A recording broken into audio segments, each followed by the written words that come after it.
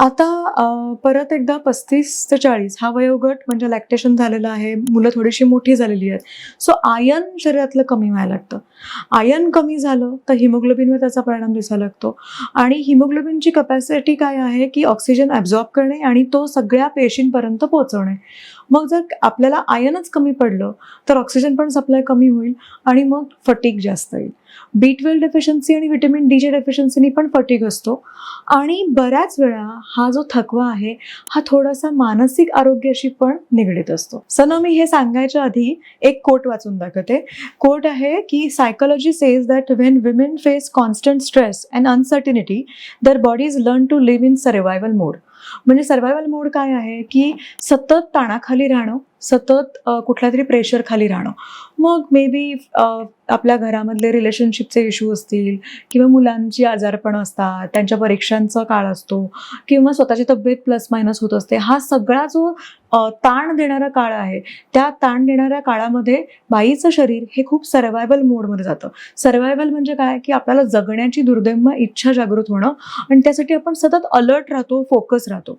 नक्की काय होतं, they stay alert, they are tensed, they are exhausted, always waiting for the next thing to go wrong. Even in moments of calm, their minds don't relax. It is not because they are overreacting. It is because their nervous system has forgotten what safety feels like. So म्हणजे आपण जर बघितलं, ह्या कोटमध्ये खूप छान explain केलंय की survival mode on आहे. आपल्याला एक प्रकारची भीती आहे, इन्सिक्युरिटी आहे आणि शरीरामध्ये पण बदल होत आहेत. ह्या सगळ्या प्रोसेसमध्ये कुठेही कामनेस नाही आहे, कुठेही शांतता नाही आहे, कुठेही पीस ऑफ माइंड नाही आहे. तर हे सगळे बदल शरीरामध्ये रोज होत असतात, कारण रोज वेगवेगळे हॉर्मोन्स बदलत असतात. म्हणजे आपण पाळी झाल्यानंतरचे हॉर्मोन्स वेगळे आहेत, पाळी यायच्या आधी PMS आहे, ओव्ह्युलेशन पिरियड आहे, ते त्यावेळेसचे सगळे हॉर्मोन्स वेगळे आहेत. तो अशी सतत म्हणजे पुरुषांच्याकडे एकच हॉर्मोन असतो, testosterone. So they don't have these kind of mood swings. पण बायकांकडे खूप वेगवेगळे हॉर्मोन्स आहेत आणि त्यांचे मूड स्विंग त्यानुसार होणं अपेक्षित आहे.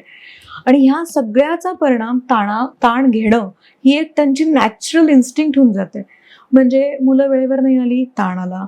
नवरा जेवला असेल की नाही, ताण आला. नवऱ्याने फोन नाही केला पोचल्यावर, ताण आला. सासू सासरे घरी नीट वागले नाहीत, ताण आला.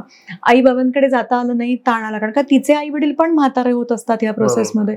तर ह्या सगळ्या छोट्या छोट्या गोष्टींचा तो ताण इथपासून चालू होतो की बाई नाही येणार आहे आणि मग ऑफिसला जायला उशीर होतोय, असाइनमेंट्स आहेत, डेडलाईन्स आहेत.